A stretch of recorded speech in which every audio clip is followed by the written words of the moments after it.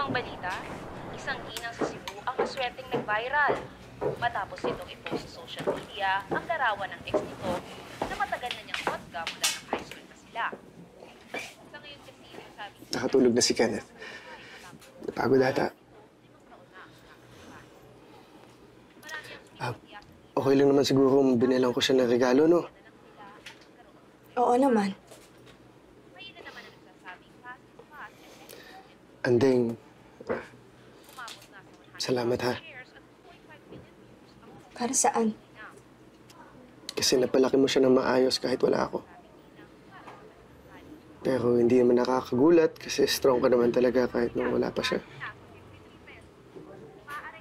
Andeng, hindi ko pa siguro gamay kung paano maging ama. Pero sisiguraduhin kong safe siya pagkasama niya ako. Salamat pero matututo ka din. Hindi man mahirap mahalin si Kenneth eh. Sige. Alis na ako. Good night. Good night.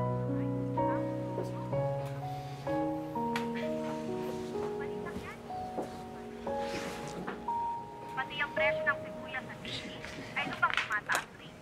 Ayon sa isang driver na si Mang Alex, lahat nagtataasan, ngunit ang kanilang kinikita ay pababa naman ng pababa.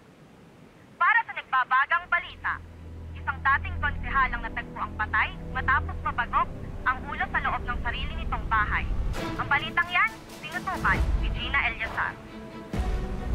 Councilor Lopez. Wala talaga akong ibang kadil tungkol sa Alegria. Ikaw lang talaga ang kausap ko doon.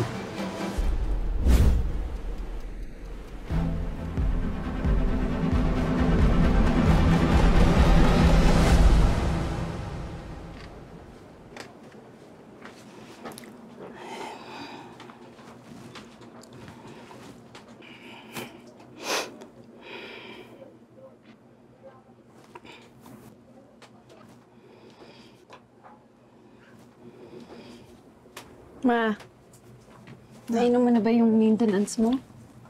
Oo naman, nak. Ma, bukas, isingit natin after ng graduation ni Mayat yung check-up mo, ha? Sabi kasi niya sa akin, pabalik-balik daw yung sakit ng ulo mo. Pasensya ka na. Iniintindi mo pa rin kami. Ano pa, Ma? Wala yun. Kung nakatapos lang sana ako ng pag-aaral, sana nasusuportahan ko kayo. At hindi ka sana kumakapit sa patalim ngayon. Okay lang po ako, Ma. Tsaka wala ka naman pagkukulang sa aming magkapatid. Kami ni Mayet. Hindi ka nga dito.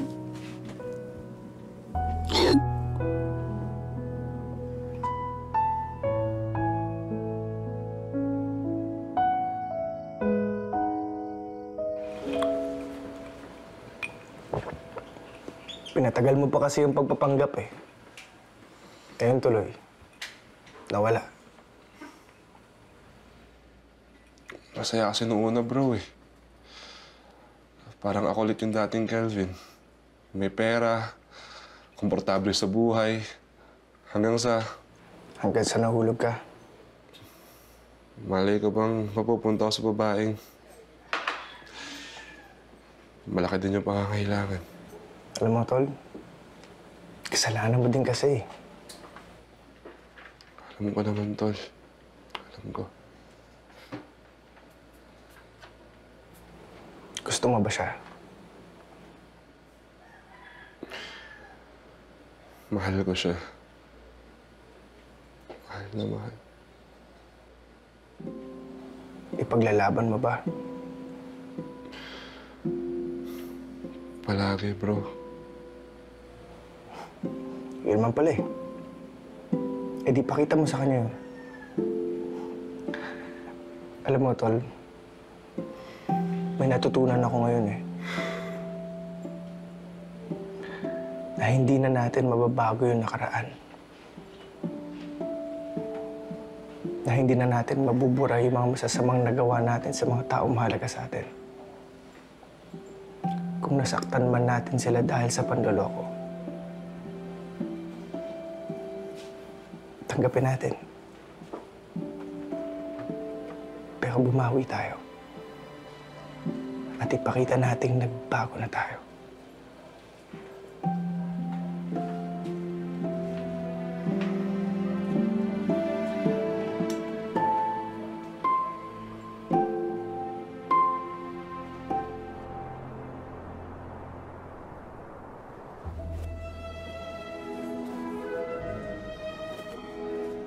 Hindi mo ba gusto? Nagustuhan. Medyo hindi lang ata sanay yung balat ko sa mamahaling tela. Nangat eh. Kaya nga next time, sumama ka na sa akin para ma-fit mo. Thank you. Hindi mo naman ako kailangan bigyan ng kung ano-ano eh. Gusto ko. Especially nung natanggap ko yung pinadala mo sa akin, beautiful flowers. Flowers? Yung pinadala mo. Pia, teka. Wala akong pinapadalang flowers. Wala kang pinadalang flowers?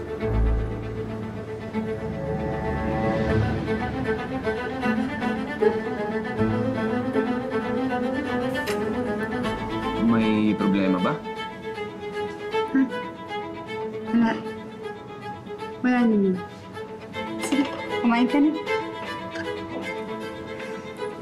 So may ibang nagpapadala sa'yo ng bulaklak?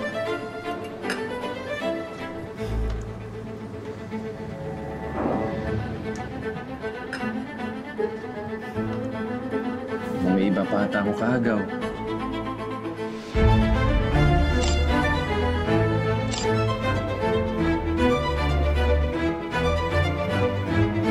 Kumain ka na.